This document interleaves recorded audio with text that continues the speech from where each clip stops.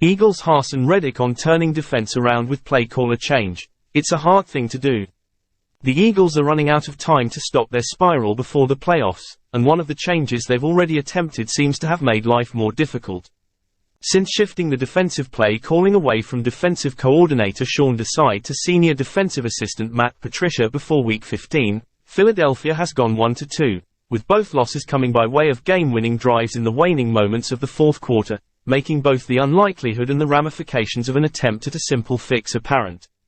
"It's hard, man," linebacker Haason Reddick told reporters Thursday regarding whether or not Philly has enough time to turn it around for the postseason. "It's a hard thing to do. It's our job at the end of the day, so it's not complaints about it. But yeah, it's definitely a hard thing, right?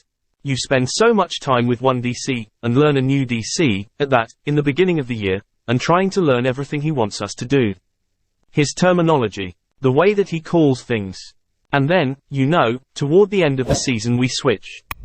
But like I said, at the end of the day, it must get done." That's what the higher-ups here felt was needed to get done in order to try to make a change and get some things corrected. "As players, we got to go out there and do our best to perform." The Eagles held a 10-3 record, with an inside track for a second straight NFC East crown and a shot still at a first-round bye at the time Nick Sirianni made Patricia the team's de facto DC. However, a move wasn't necessarily unwarranted. Philly had just endured a separate 1-2 stretch from weeks 12 to 14 in which it allowed 33-plus points in 3 straight games for just the second time in team history, and the defense also gave up 451.7 yards per contest over that same span. Patricia's touch did seem to provide an initial spark. The Eagles allowed the Seahawks 297 total yards in Week 15, their first time holding an opponent under 300 since Week 7.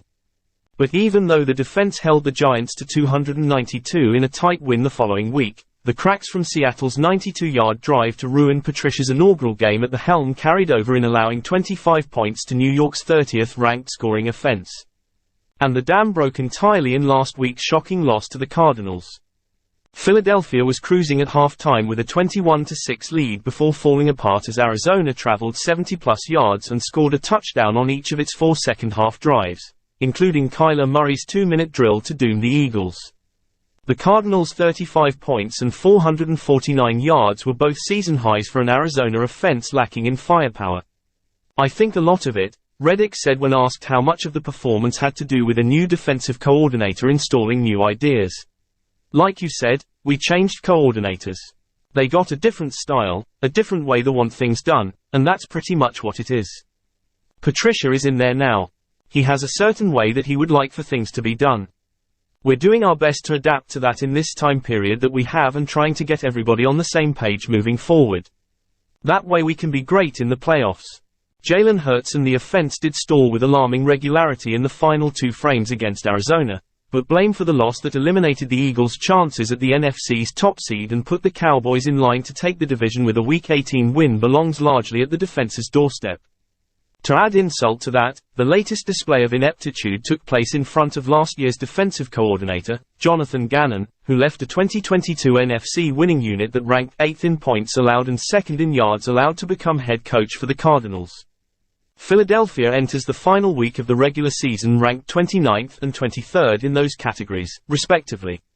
Reddick, still a stellar leader on that side of things, made his 2nd straight Pro Bowl while putting up double-digit sacks for a 4th year in a row, but he's not immune to the changes at hand.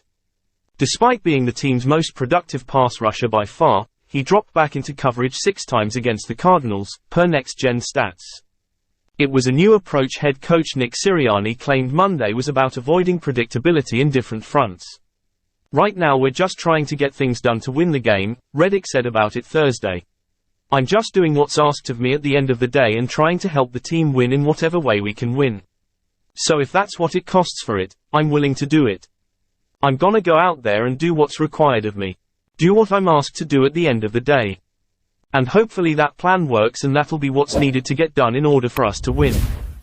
The plan didn't result in a win against the Cardinals, and no amount of alterations this season has put Philly near the level it was performing at last year. Reddick, for one, appears game to keep doing whatever it takes, but the once 10-1 Eagles now stand at 10-5. looking far less than capable of the playoff greatness they seek, a weakened change away from the postseason.